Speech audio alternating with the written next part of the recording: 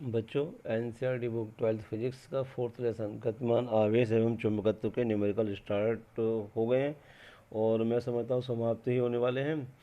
अतिरिक्त अभ्यास से पहले सारे क्वेश्चन हो गए हैं और जो इम्पोर्टेंट क्वेश्चन है अतिरिक्त अभ्यास के वो मैं आज कर देता हूँ। इसके बाद नेक्स्ट चैप्टर स्टार्ट होगा और जो न्यूमेरिकल रह गए हैं वो स्वयं करिए, नहीं आया समझ में तो पूछ लेना, ठीक है।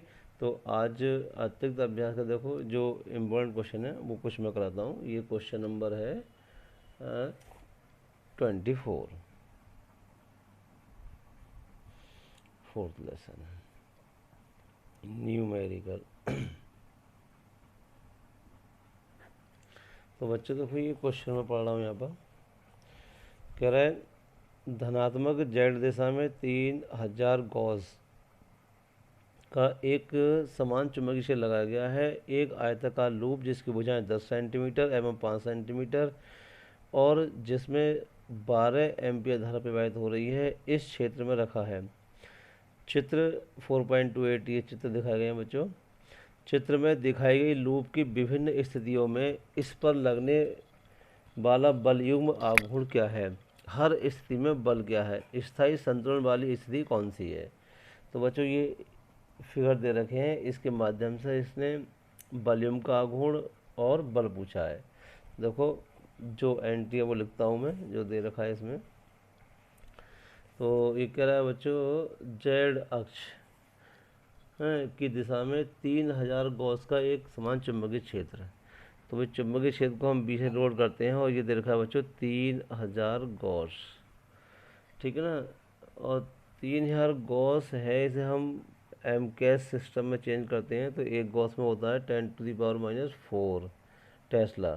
तो इसे लिख सकते हैं बच्चों हम 3000 इंटू 10⁻⁴ टेस्ला, या लिख सकते हो भाई 3 इंटू 10⁻⁴ 1, ठीक है ना। 3 जीरो में 10⁻³ -1, 10⁻⁻1 या फिर 0.3 टेस्ला, ठीक है। अच्छा अब कराए एक आयताकार लूप जिसकी भुजाएं 10 सेंटीमीटर एवं 5 सेंटीमीटर हैं। तो बच्चों एक आयताकार लूप है तो लूप की लंबाई, आयताकार लूप की लंबाई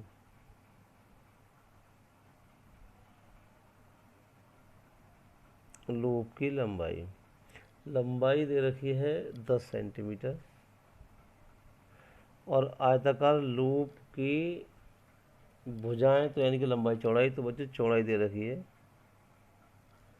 5 सेंटीमीटर। क्योंकि हमें लूप के क्षेत्रफल की आवश्यकता होती है तो हम इसका क्षेत्रफल निकालते हैं बच्चों, लूप का क्षेत्रफल। तो बच्चों चूंकि ये आयताकार है तो आयत का क्षेत्रफल हम जानते हैं लंबाई गुणा चौड़ाई। तो 10 गुणा 5 अर्थात 50 वर्ग सेंटीमीटर।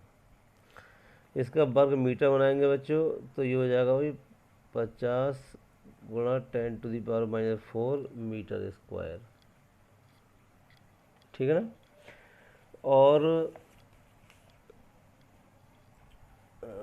अच्छा बच्चों हमने बल आघूर्ण वही इसने बल आघूर्ण पूछा है, बल पूछा है बच्चों। और क्या दे रखा है और मैं पढ़ लेता हूँ अभी।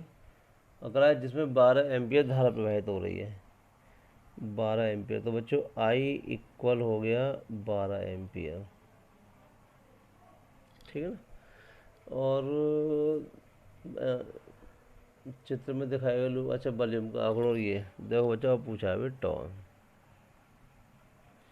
और बल भी पूछा है जो नेट फोर्स है। बच्चों टॉ का जो फार्मूला हमने पढ़ा है तो यहाँ लूप में फेरों की संख्या नहीं दे रखी है तो हम एक ही फेरा मांग चलेंगे यानी कि n की वैल्यू 1। तो वैसे टॉ का formula N I A B sine theta, तो अब यहाँ हो जाएगा हमारा I A B sine theta क्योंकि यहाँ फेरों की संख्या नहीं है। तो देखो बल आघूर्ण का फार्मूला हो गया बच्चों भाई आई ए बी साइन थीटा, ठीक है बच्चों। यहाँ पर चुंबकीय क्षेत्र भी बच्चों देखो यहाँ प्रत्येक में दे रखा है। मैं यहाँ अब ए पार्ट की बात करता हूँ। यहाँ पर जो ए पार्ट कह रहा है ये, क्योंकि फिगर कही है तो मैं एक करके दिखाता हूँ, बाकी वही समझा दूंगा, बाकी का तरीका यही रहेगा। तो यहाँ ए पार्ट में देखो ये फिगर है इसका, ये फिगर ये एक्स अक्ष और ये वाई अक्ष और ये दे रखी है बच्चों की जेड अक्ष, ठीक है। और ये जो कुंडली दे रखी है वो ये दे रखी है इसने ऐसे, ठीक है ना। इसमें जो करंट का फ्लो हो रहा है बच्चों वो ऐसे है एंटी क्लॉकवाइज, ये कुंडली है, ठीक है। तो अब देखो बच्चों यहाँ ये फार्मूला है आई ए बी साइन थीटा। हम जानते हैं बच्चों जो आई है वो विद्युत धारा अदिश राशि है, ए क्षेत्रफल है, क्षेत्रफल सदिश होता है क्योंकि क्षेत्रफल जो होता है पृष्ठ, तो पृष्ठ के लंबवत उसकी दिशा मानी जाती है, पृष्ठ पर लंबवत। चुंबकीय क्षेत्र भी सदिश राशि है, उसकी दिशा इसने दे रखी है कि जेड अक्ष के अनुदिश है। तो बच्चों ये फर्स्ट ईयर में हमने वेक्टर वाले चैप्टर में बताया है सदिश के बारे में, वेक्टर के बारे में, कि एक्स अक्ष की दिशा में हमेशा एकांक सदिश आई होता है, जेड अक्ष की दिशा में एकांक सदिश के होता है और वाई अक्ष की दिशा में एकांक सदिश जे होता है। यानी कि भाई एक्स अक्ष के अंदर जो एकांक सदिश वो आई, वाई अक्ष के अंदर से एकांक सदिश जे और जेड अक्ष के अंदर से एकांक सदिश के, ठीक है ना। ये एकांक सदिश दिशा को रिप्रेजेंट करते हैं। तो बच्चों यहाँ बी जेड अक्ष की दिशा में कह रहा है क्वेश्चन में, जब जेड अक्ष की दिशा में है तो जेड की दिशा में धनात्मक दिशा में, यानी कि जेड यहाँ ऊपर की ओर है, तो क्या है एकांक सदिश के। और हम बता चुके हैं बच्चों ये वेक्टर वाले चैप्टर में कि किसी भी राशि के परिमाण की एकांक सदिश से गुणा हो जाती है तो वो वेक्टर क्वांटिटी बन जाती है। यानी कि बी यहाँ पर ये परिमाण है इस समय। अगर मैं इसे वेक्टर फॉर्म में लिखना चाहूँ बच्चों तो ये हो जाएगा 0.3। अब ये तो परिमाण है और इसकी डायरेक्शन है जेड अक्ष के अंदिश कह रहा है क्वेश्चन में, ठीक है, चुंबकीय क्षेत्र की। तो जेड अक्ष के अंदिश के एकांक सदिश होता है, तो बच्चों के से कर दे मल्टीप्लाई इसकी एकांक सदिश है। तो अब ये हो गया इतने टेस्ला, यानी 0.3 टेस्ला, तो टेस्ला इसकी इकाई है और डायरेक्शन हो गई जेड, के का मतलब जेड अक्ष की ओर, ठीक है ना। ऐसे अब जो आयताकार लूप का हमने क्षेत्रफल निकाला है भाई 50 × 10⁻⁻⁴ मीटर स्क्वायर, ठीक है। अब इसे भी हम वेक्टर फॉर्म में लिख सकते हैं, ये वेक्टर रूप में लिख सकते हैं। कैसे, तो यह परिमाण है बच्चों इतना 50⁻⁻⁴। अब यहाँ पर ये है तल, ठीक बच्चों, एक्स वाई जेड, सपोज चलो मैंने ये मान लिया ये जेड अक्ष है और ये तुम्हारा यहाँ दिखाई दे रहा है वाई, तो ये वाई अक्ष है और ये एक्स अक्ष है, ठीक है ना। इसके अकॉर्डिंग फिगर के अकॉर्डिंग माने ये बना दिए। तो ये तीनों अक्ष एक दूसरे के लंबवत होती हैं, तो लंबवत हैं। अब बच्चों ये कुंडली है, ये लूप है, वो जेड और वाई तल में है। तो बच्चों देखो ये वाई और ये जेड, ये हो गया देखो वाई जेड तल में ऐसे लूप। और जब वाई जेड तल में ये लूप हो गया तो बच्चों लूप पर जो लंब होता है वो क्षेत्रफल की दिशा होती है। देखो ये तो देखो ये वाई जेड, ये वाई और ये जेड, ये एक्स, इसके अकॉर्डिंग। तो ये वाई जेड तल में ये है देखो ये लूप, और लूप का जो लंब है, ये लूप पर लंब है वो एक्स अक्ष के समांतर आ रहा है, एक्स अक्ष के समांतर आ रहा है। यानी कि क्षेत्रफल की जो डायरेक्शन है वो एक्स अक्ष के अनुदिश हो गई, और एक्स अक्ष के अनुदिश एकांक से होता है आई। तो बच्चों यहाँ परिमाण है इतना, तो 50 × 10⁻⁴ और आई से कर दो मल्टीप्लाई। तो अब ये हो गया इतने आई, ये हो गया क्षेत्रफल वेक्टर। अब हमने ये वेक्टर रूप में क्यों लिख लिया बच्चों, क्योंकि यहाँ डायरेक्शन दे रखी है। एक फार्मूला, ये सदिशों का गुणन, एक सदिश गुणन होता है, एक अदिश गुणन होता है। तो बच्चों सदिश गुणन होता है दो वेक्टरों का, भाई ए और बी अगर दो वेक्टर हैं, अब ए भी वेक्टर है और बी भी वेक्टर है, तो बच्चों ए क्रॉस बी, सदिश गुणन को हम क्रॉस से नोट करते हैं, ए क्रॉस बी है, लिख दे रहा हूँ मैं, A cross B = A B sine theta, ये फार्मूला होता है। यहाँ जो थीटा है वो ए वेक्टर और बी वेक्टर के बीच का कोण होता है। तो बच्चों जो ए वेक्टर है वो क्षेत्रफल की दिशा यानी कि एक्स अक्ष के अनुदिश, बी वेक्टर है चुंबकीय क्षेत्र की दिशा, वो भी जेड अक्ष के अनुदिश। तो बच्चों जेड और एक्स अक्ष के बीच का कोण कितना हो गया 90, यानी कि थीटा जो हो गया वो 90 हो गया। तो थीटा कितना हो गया 90 डिग्री, ठीक है ना। तो अब दोनों के बीच कोण 90 हो गया। कोई बात नहीं, ये या तो इस फार्मूले में मान लगा दो।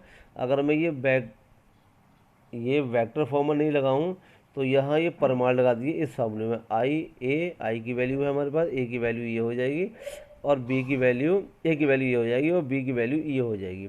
सही ना, ये परमाण रूप में लगाएंगे, और साइन 90 तब भी वैल्यू वो आ गई। लेकिन इसकी डायरेक्शन फिर बाद में ज्ञात करनी पड़ेगी बल युग्म के आघूर्ण की।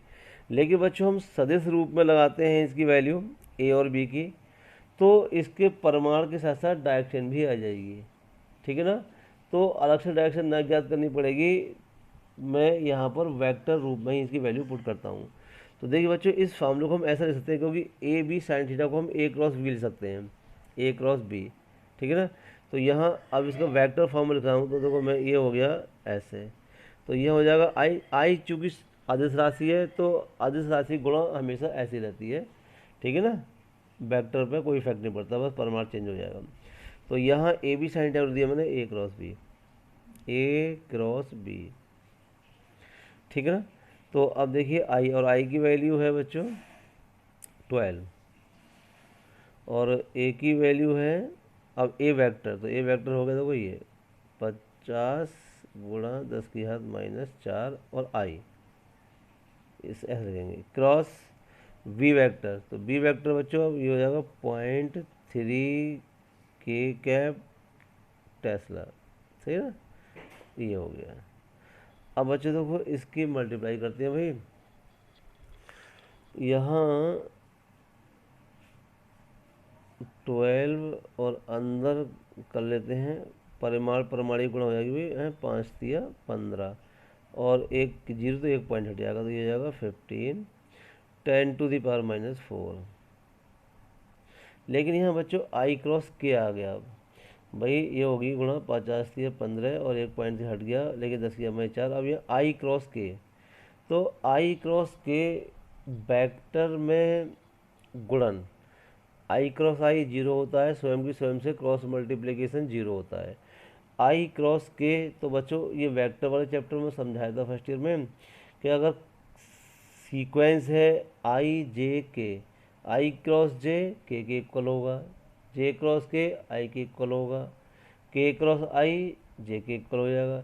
लेकिन अगर क्रम ये चेंज हो गया, अपोजिट हो गया, विपरीत हो गया, तो वो माइनस आ जाएगा। तो यहाँ पर आई क्रॉस के, आई जे के, सही है ना, तो भाई आई क्रॉस जे क्रॉस के, और के क्रॉस आई होना चाहिए था, लेकिन यहाँ आई क्रॉस के है, तो वो जो आई क्रॉस के जे के बराबर आएगा, लेकिन माइनस के, क्योंकि यहाँ क्रम विपरीत हो रहा है। देखो एक बार मैं बता ही दूँ, इस टाइप से बना लो ये सर्किल, और ये देखिए ऐसे, ये आई मान लो कहीं भी जे, और ये के, तो आई क्रॉस जे के इक्वल के क्रॉस आई, अगर इसी क्रम में चलेंगे हम, ठीक है ना, तो के क्रॉस आई जे के इक्वल, जे क्रॉस के आई के इक्वल। अब यहाँ क्या, आई क्रॉस के अपोजिट डायरेक्शन हो गई, तो आएगा जे के इक्वल, लेकिन माइनस में। तो देखो यहाँ आ गया बच्चों ये जे, और वो भी आ गया ये माइनस में। तो इसकी गुणा कर लो बच्चों, ये है 15 दूनी 30, और 15 का 15 3 18, और गुणा 10⁻⁻4, और ये जे, और ये आ गया माइनस। ठीक है ना, या हम लिख देंगे 1.8 इंटू 10⁻⁻2।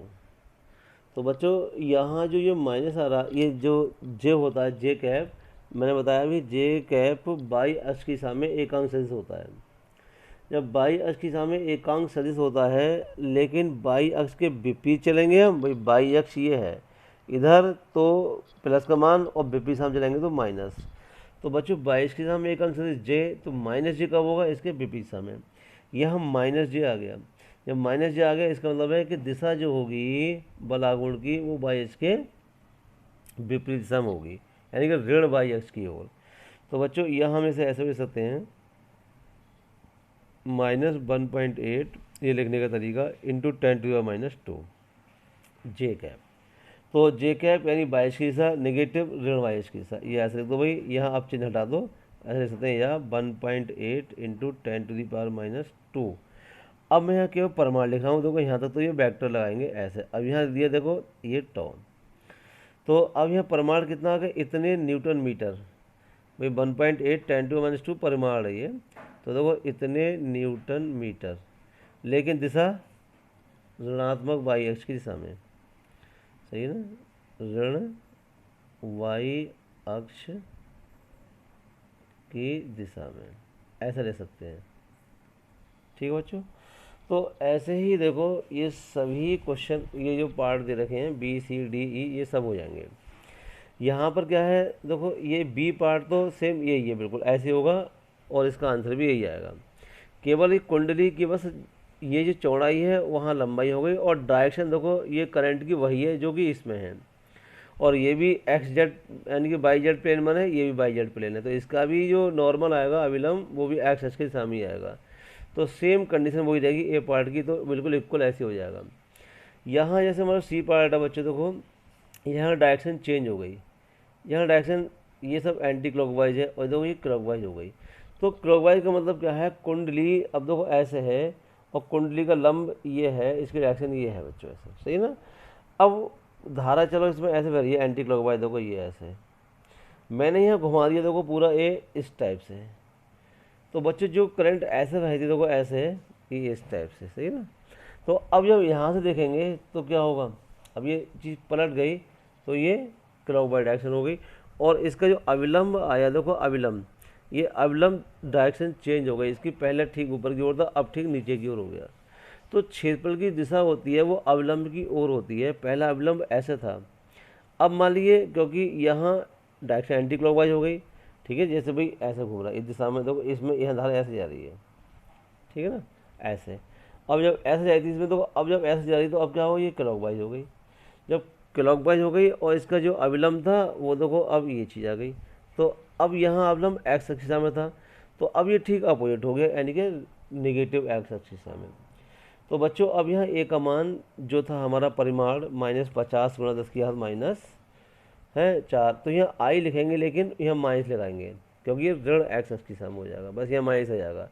बाकी बी तो हमेशा वो कह रहा है कि जेड एक्स की दिशा में है, तो बी की वैल्यू यही रहेगी, और बस यहाँ फार्मूला ये लगाएंगे सेम ए क्रॉस बी और निकाल लेंगे, और सब का आंसर यही आना है, बस डायरेक्शन चेंज होगी। तो बच्चों ऐसे ये होना है, ये भी ऐसे होना है। यहाँ इसमें देखो यहाँ ये कुंडली घूमी हुई है, और ये कुंडली का तल 30 डिग्री है वाई अक्ष से, तो कुंडली का तल है, और जो थीटा जो होता है वो कुंडली के तल पर लंब जो होता है उसके और चुंबकीय क्षेत्र के बीच का कोण होता है। तो बच्चों ये कुंडली यहाँ वाई अक्ष से 30 डिग्री घूमी हुई है, ठीक है ना, तो इसका मतलब वाई अक्ष से जो ये जो लंब होगा वो 60 डिग्री पर होगा। क्यों, कभी 30 अंश तो ये कुंडली घूम गई, तो ये इसके बीच में 90 का अंतर है, तो 60 का अंतर होगा। और अब जो चुंबकीय क्षेत्र वो इधर है जेड अक्ष की ओर, तो कुंडली चुंबकीय क्षेत्र से भाई पूरा एक चक्कर कितना होता है 360 का, तो डायरेक्शन हम पॉजिटिव डायरेक्शन लेते हैं ऐसे एंटी क्लॉकवाइज, तो बच्चों वो 60 घटा दीजिए तो पूरा आ जाएगा 240, तो यहाँ जो थीटा आएगा इसके लिए डी पार्ट के लिए वो 240 आएगा, ठीक है ना। और बाकी परिमाण तो वही आएगा, निकालने का तरीका भी वही है। और अब यहाँ देखिए, यहाँ जो कुंडली का तल है बच्चों वो है एक्स और वाई अक्ष में, एक्स वाई जेड यानी एक्स वाई तल में। जब एक्स वाई तल में है बच्चों, तो अब इसका जो अविलंब होगा वो जेड का अनुदिश होगा। भाई एक्स वाई तल में हाथ रख लीजिए, एक्स वाई, तो जेड का अनुदिश ये होगा। जब ये जेड का अनुदिश होगा, और जेड का अनुदिश क्या है, चुंबकीय क्षेत्र, यानी कि क्षेत्रफल की दिशा और चुंबकीय क्षेत्र दिशा एक ही हो गई, एक ही हो गई। भाई क्षेत्रफल का अविलंब और चुंबकीय क्षेत्र की डायरेक्शन एक ही हो गई, समांतर हो गई, तो कोण हो गया 0। जब एंगल 0 आएगा तो बच्चों क्या हुआ, साइन 0 0, यानी कि बल युग्म का आघूर्ण 0 हो जाएगा, और बल युग्म का आघूर्ण 0 होगा तो बल युग्म का आघूर्ण 0 हो जाएगा, तो कुंडली नहीं घूमेगी, और कुंडली नहीं घूमेगी तो इसे कहते हैं स्थायी संतुलन की अवस्था। तो बच्चों एक ये स्थिति है स्थायी संतुलन की अवस्था। यहाँ भी वाई और एक्स तल में, लेकिन डायरेक्शन चेंज हो गई, तो ठीक ये जो तल वो ऐसा था अब ऐसा हो जाएगा, यानी कि यहाँ जो कोण 0 था जेड अक्ष की, और जो क्षेत्रफल का जो अवलंब था, और जेड अक्ष का मतलब चुंबकीय क्षेत्र की दिशा, तो वहाँ 0 था, अब ठीक विपरीत हो गई, तो 180 बन जाएगा। साइन 180 की वैल्यू भी 0 होती है, सही ना। तो वहाँ लेकिन वहाँ संतुलन नहीं कराएगा, क्योंकि संतुलन तभी बनेगा जब ये अविलंब पृष्ठ का वो चुंबकीय क्षेत्र की डायरेक्शन में आ जाएगा, और वहाँ 180 अंश पर है। तो स्थायी संतुलन की अवस्था यही होगी और बाकी सब निकालने का तरीका यही होगा, tau is equal to A cross B, या ए क्रॉस बी ना लगाएं तो हम परिमाण लिखेंगे ये और ये, तो ये लगा दो आई ए बी साइन थीटा है। जैसे अब ये दो चार्ज बताया मैंने डी पार्ट में, तो ये लगा देना आई ए बी साइन थीटा, ठीक है ना, और सी में भी और एफ में भी। तो बच्चों इसके सही पार्ट ऐसा हो जाएंगे। अब देखिए नेक्स्ट क्वेश्चन, ठीक है ना, ये है एक वृत्ताकार कुंडली जिसमें 20 फेरे हैं, तो जिसकी त्रिज्या 10 सेंटीमीटर है, एक समान चुंबकीय क्षेत्र में रखी है जिसका परिमाण इतना है चुंबकीय क्षेत्र का, जो कुंडली के तल के लंबवत है। यदि कुंडली में 5 एम्पीयर विद्युत धारा प्रवाहित हो रही हो तो कुंडली पर लगने वाला बल का आघूर्ण पूछा है, परिणामी बल पूछा है, और चुंबकीय क्षेत्र के कारण कुंडली के प्रत्येक इलेक्ट्रॉन पर लगने वाला कुल औसत बल क्या है, ये 3 चीज़ें पूछी है बच्चों। तो देखो ये क्वेश्चन भी कराते हैं, ये भी सही है। जो चीज़ दे रखी है वो मैं लिख देता हूँ यहाँ पर। तो ये है क्वेश्चन नंबर बच्चों 25, और दे रखा है कि वृत्ताकार कुंडली जिसमें 20 फेरे हैं, तो बच्चों फेरों की संख्या कैपिटल एन यानी कि 20, और जिसकी त्रिज्या 10 सेंटीमीटर है, तो त्रिज्या के लिए हम आर लिख देते हैं, वही 10 सेंटीमीटर है।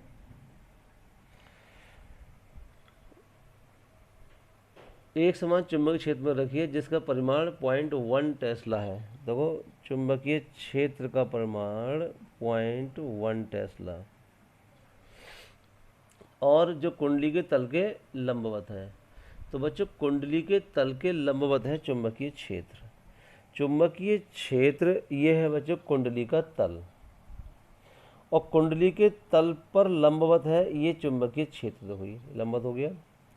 लेकिन कुंडली का तल का जो अविलंब होता है वही उसकी अक्ष कहलाती है।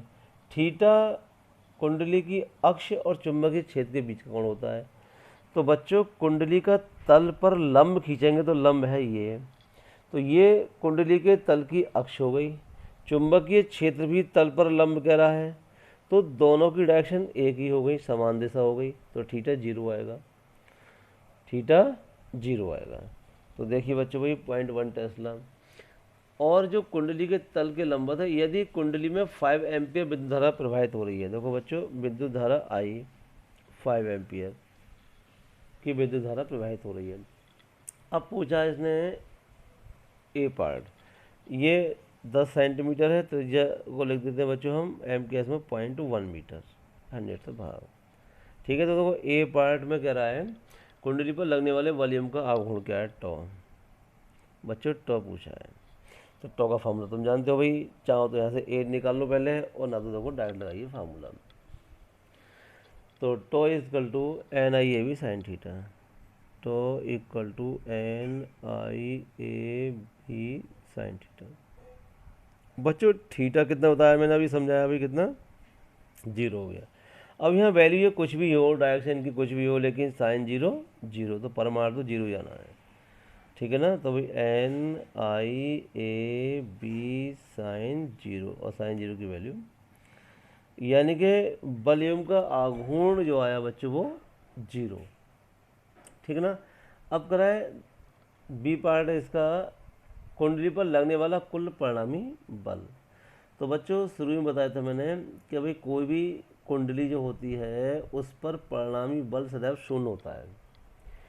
परिणामी बल सदैव शून्य क्यों होता है कि भाई यहाँ धारा मान लीजिए कुंडली है, आयताकार है या वृत्ताकार है, कैसे भी है, इस मान लीजिए इस भाग में धारा यूँ बह रही है इस दिशा में, तो देखो इस भाग में ये आएगी, तो यहाँ धारा की दिशा इधर है, तो यहाँ धारा की दिशा इधर है।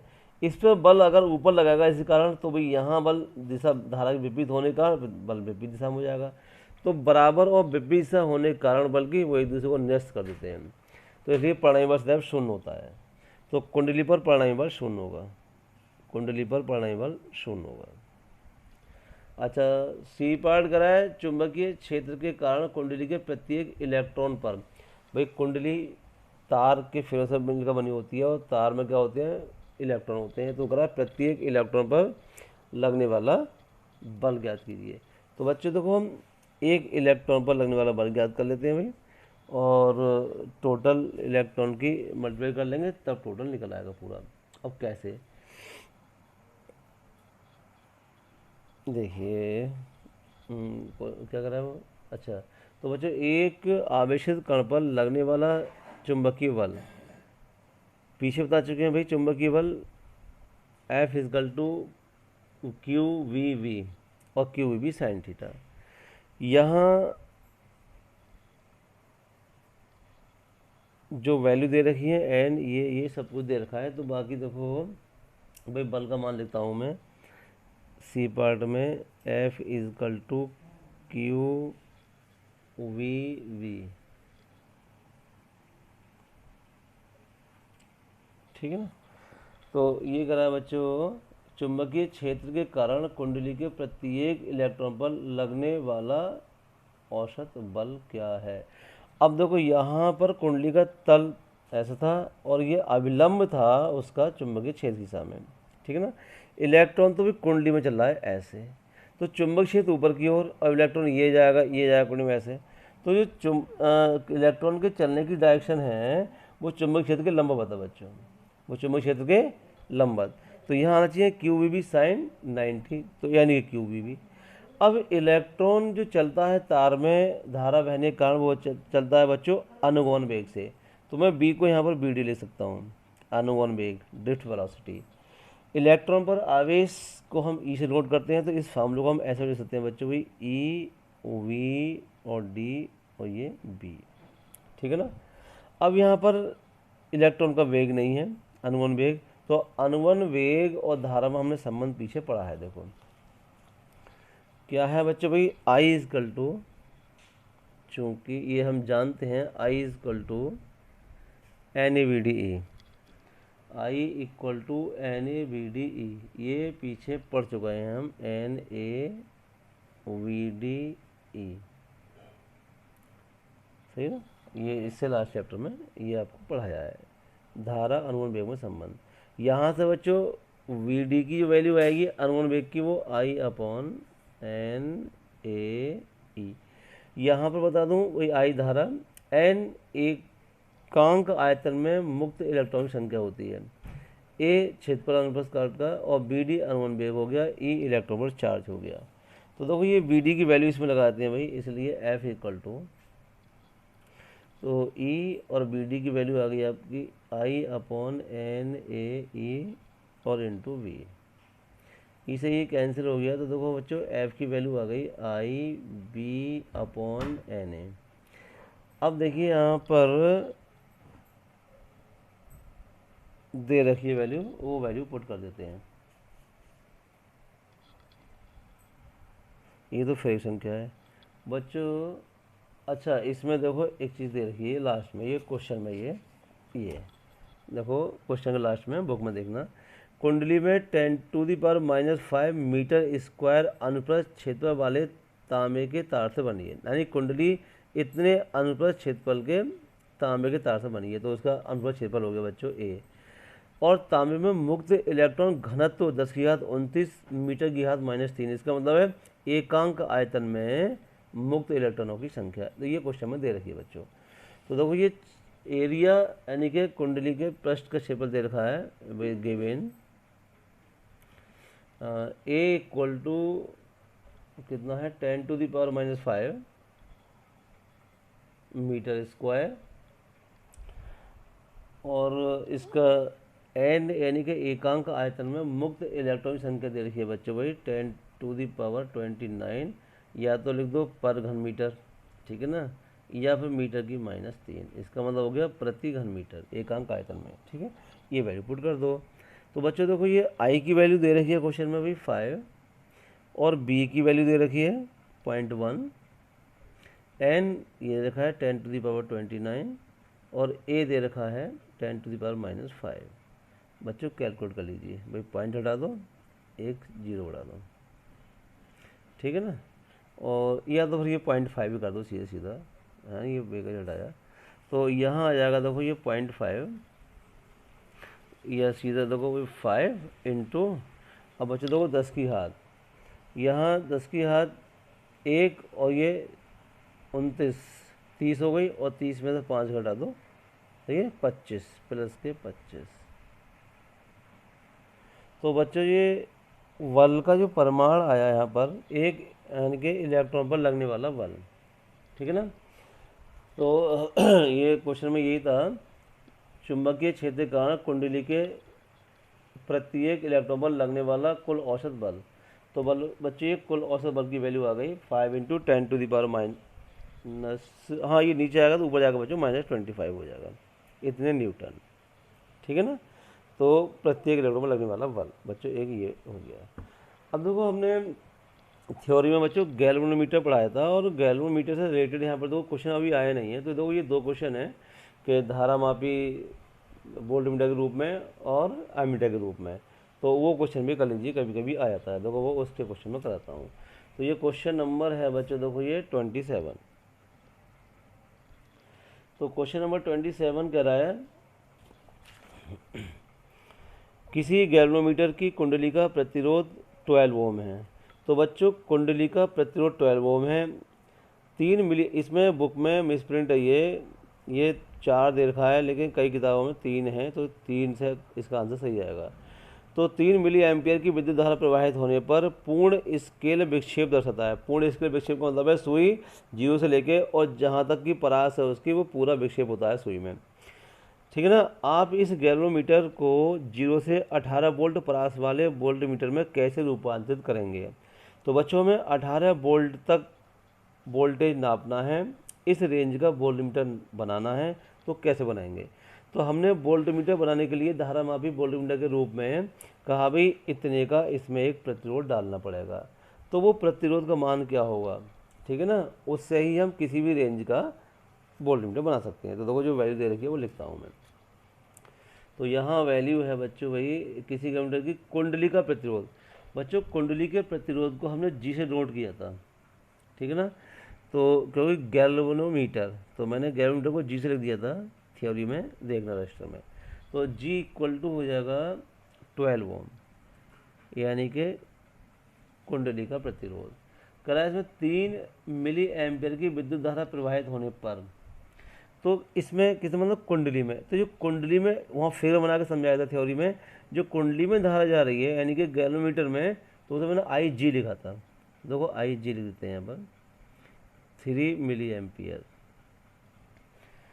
है कि विद्युत धारा प्रवाहित होने पर पूर्ण स्केल विक्षेप दर्शाता है। आप इस गैल्वेनोमीटर को 0 से 18 वोल्ट, यानी कि हमें 18 वोल्ट की रेंज का गैल्वेनोमीटर यानी कि वोल्टमीटर बनाने के लिए क्या करना होगा, सही है ना, कैसे रूपांतरित करेंगे।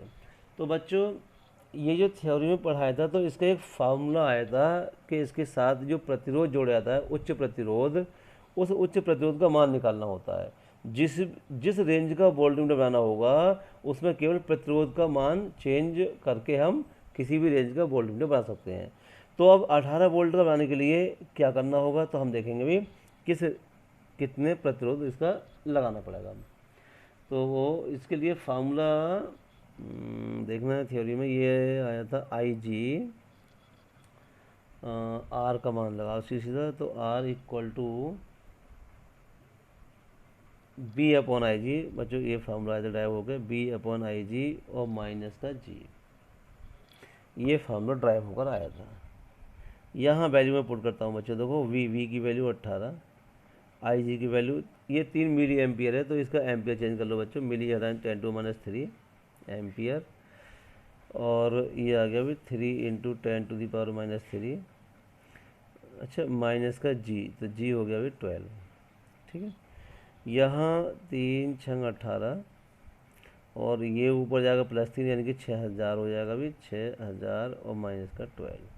तो बच्चों भाई 6000 में से 12 घटा दो, तो 5988, 5988। चूँकि ये प्रतिरोध है तो इसका मात्रक ओम होगा, यानी कि हम इतने प्रतिरोध को गैल्वेनोमीटर में उसी कुंडली के साथ जोड़ दिया जाए तो ये 18 वोल्ट, 0 से 18 वोल्ट का वोल्टमीटर बन जाएगा।